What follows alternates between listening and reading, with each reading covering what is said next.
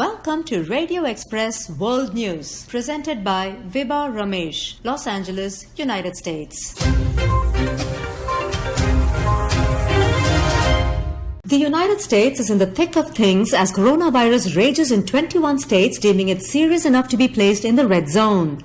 According to the latest federal report, the outbreak that was mostly prevalent in 18 states, namely Alabama, California, Oklahoma, Iowa, Texas and Florida to name a few, has now spread across Missouri, North Dakota and Wisconsin too.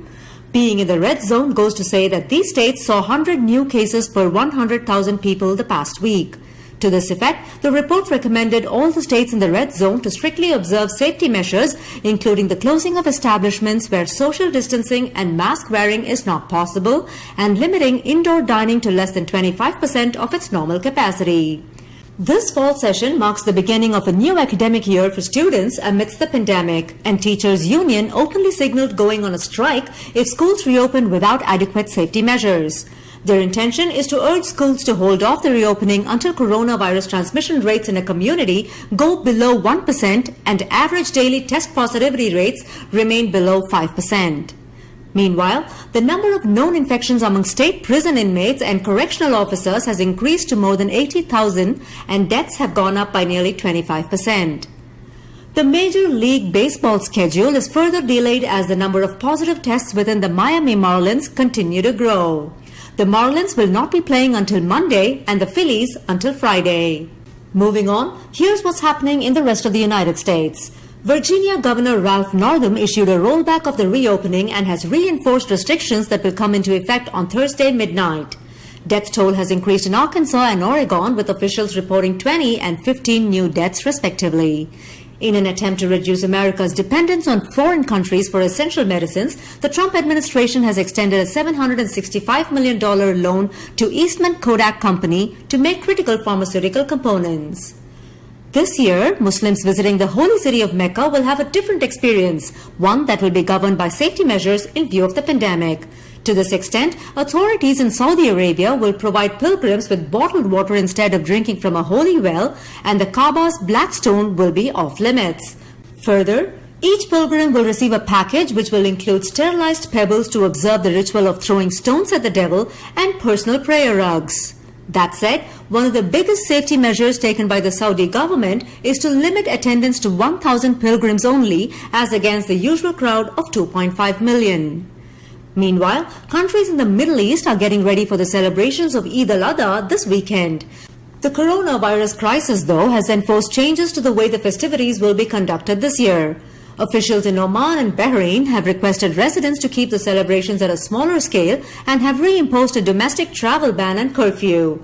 In Egypt, a live broadcast will replace communal Eid prayers. And in the United Arab Emirates, residents are encouraged to use an app to purchase livestock for the ritual sacrifice rather than crowd slaughterhouses. 13 states in India are facing fierce floods that have taken away 700 lives till yesterday, and the toll is expected to go up. So far, West Bengal has been the worst hit with the loss of 182 lives.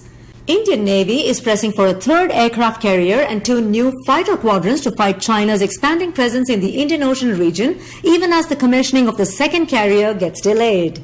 The total number of active coronavirus cases in India stands at 496,988 and deaths at 33,425 as of the end of July 28. Moving on, Britain had issued a blanket order that required travelers arriving from Spain to quarantine for 14 days. This order has thrown a blow to Spain's tourism industry.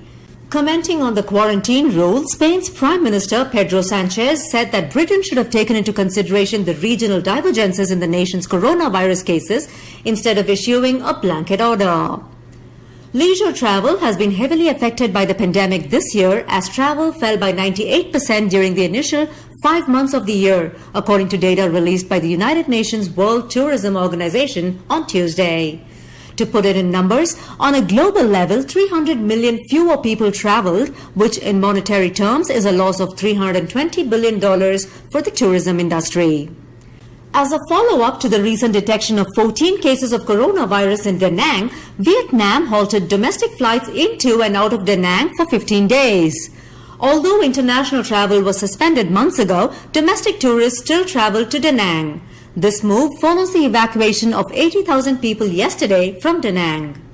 On Tuesday, the National Health Commission of China recorded 68 new infections of COVID-19, 57 of which are from Xinjiang and 6 others from Liaoning province.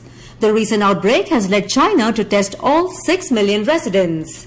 In another instance of restriction reinforcement, Kenya's President Uhuru Kenyatta has ordered the closure of bars and has forbidden the sale of alcoholic drinks in restaurants for 30 days. The move, aimed at curbing the transmission of the virus, was made in view of an increase in infections that surfaced once the restrictions were lifted. Bringing you the last in this news bulletin, the 77th edition of the Venice Film Festival, scheduled to run from September 2nd to 12th, announced its groups on Tuesday.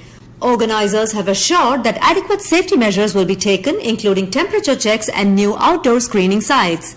Moreover, the festival will screen only 55 to 60 films this year as against 80 last year. With that, we come to the end of this news bulletin. Thank you for joining us. Please stay tuned for the next program on Radio Express.